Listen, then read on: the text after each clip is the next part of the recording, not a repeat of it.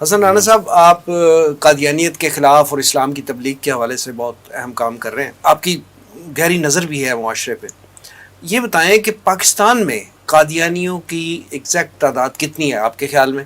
اور دوسری بات یہ کہ یہ بتائیں کہ پاکستان میں جو قادیانی موجود ہیں، کیا وہ اسلام اور پاکستان کے خلاف، یہ ابھی پرسن ٹو پرسن تو آپ نے بتایا، فیملیز کا آپ نے بتایا کہ وہ اس طرح کے مظالم ہوتے ہیں اور بالکل ٹارگٹ کر کے وہ ان پہ مظالم کیے جاتے ہیں، جو بھی تائب ہوتا ہے اس پہ.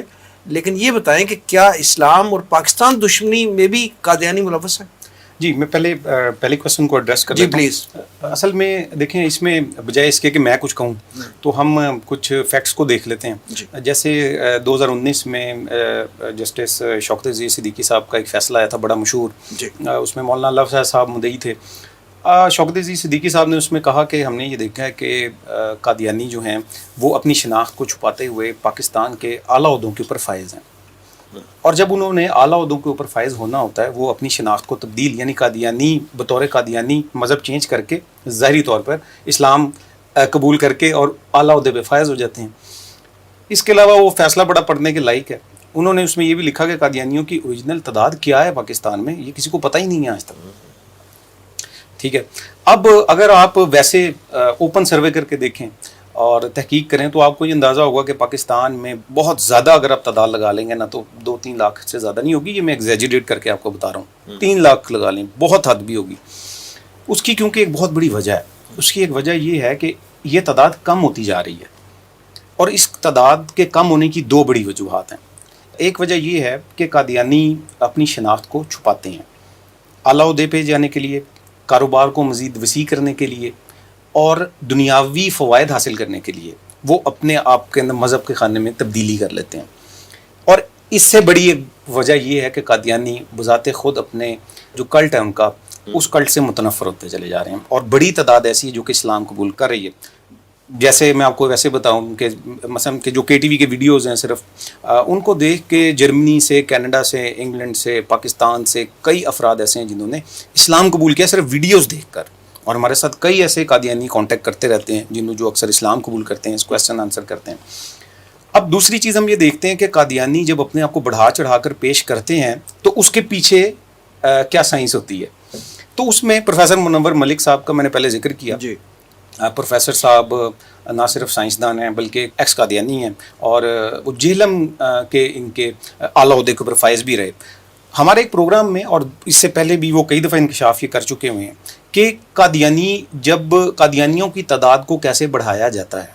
تو انہوں نے کہا کہ مرزا طاہر کے دور میں ہمیں یہ کہا گیا کہ آپ نے ایک قادیانی جو عہدیدار ہے اس نے کم سے کم جو ہے نا 200-300 لوگوں کو قادیانی کرنا ہے.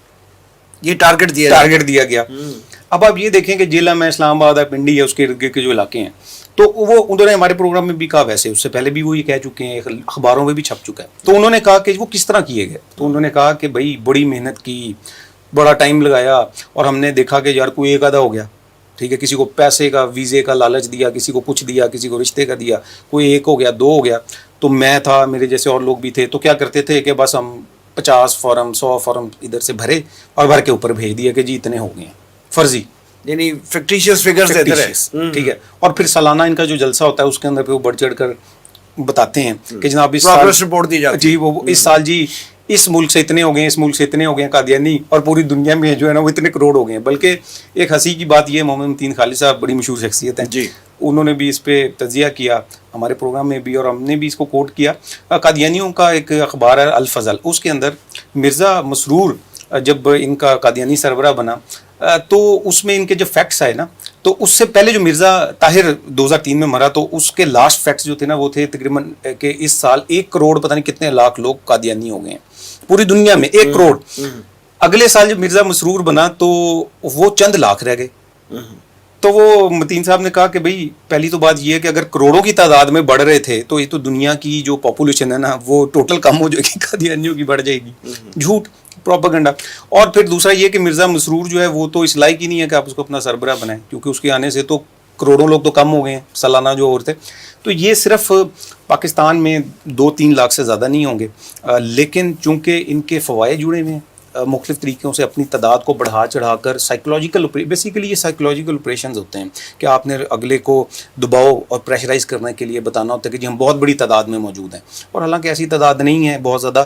لیکن اس کے ساتھ ساتھ لیکن میں ایک بات اس کو ایڈ کرتا چلوں، تعداد تو بہت زیادہ نہیں ہے لیکن قادیانی کم ہے. اور ایک بات میں آپ کو یہ بتاتا چلوں کہ لیکن قادیانیوں کے سہولت کار جو ہیں، جو کہ نام نہاد مسلمان ہیں، وہ زیادہ ہیں.